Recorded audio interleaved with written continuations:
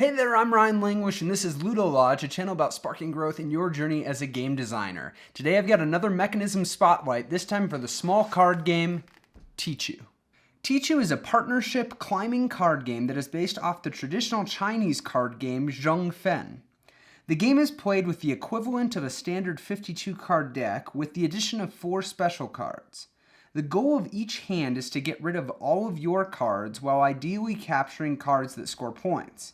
On your turn, you can either beat the current card combination or pass, with the player winning the trick if all other players pass. That player then leads a combination of cards for a new trick.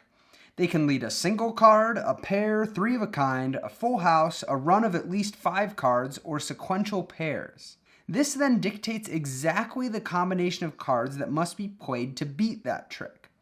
For example, only higher pairs can be played if a pair was led, and a run of 6 cards can only be beaten by a higher run of exactly 6 cards. Play will continue until either 2 players on the same team empty their hands, achieving bonus points for double victory, or only 1 player remains. The remaining player's hand is passed to the opposing team, and their 1 tricks are passed to whichever player went out first. Points are scored for 5s, 10s, and kings, as well as a few of the special cards.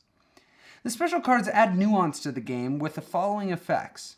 The Mahjong determines first player and allows a wish that forces a card to be played at the first legal opportunity.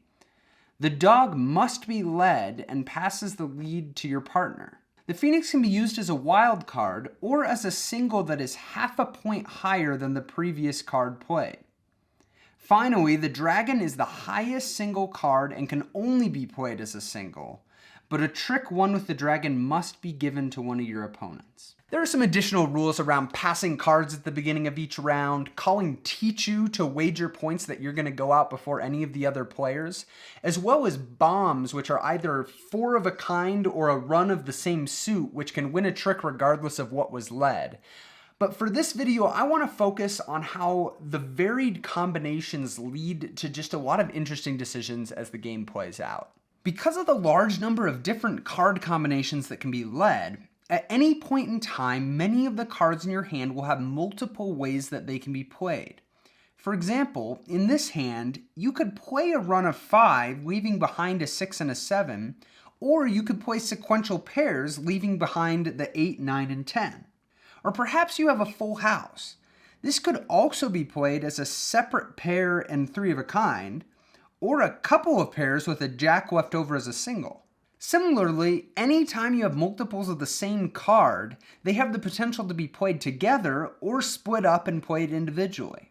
When you look at your hand at the beginning of the round, you're going to start forming a general plan to how you're going to approach it.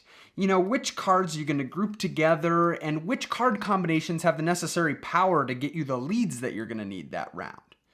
But this isn't a puzzle that you can solve up front by just looking at your hand, because so much of the game depends on how the round plays up and the types of card combinations that other players lead. You may have planned on trying to get the lead with a pair of kings so that you could lead some big card combinations, but your opponent just keeps leading singles.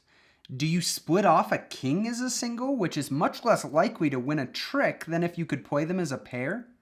If not, what is your plan if your opponent just keeps leading singles, especially as they notice you passing on them? Or maybe you do get the chance to play your kings only to surprisingly get beaten by a pair of aces. Now that you've lost that lead, how do you intend to play out the rest of your hand? Compare this experience to a traditional trick-taking card game such as hearts or spades, where you only ever play a single card to a trick. In these games, each card in your hand has a pretty clear use, with some of the nuance coming from trump and being able to play any card once you can't follow suit. But in Tichu, there is just a greater depth to the amount of ways that a hand could play out and how much the player is required to adapt to how the round goes on. The concept of multi-use cards has become a common one in modern board games, usually with cards that have a few different functions and force you to pick one of them. The elegance of how this is implemented in a game like Tichu is that on the surface, the cards really only have one function, but it is the combinations that are possible with other cards that lead to organic instances of multiple possible uses.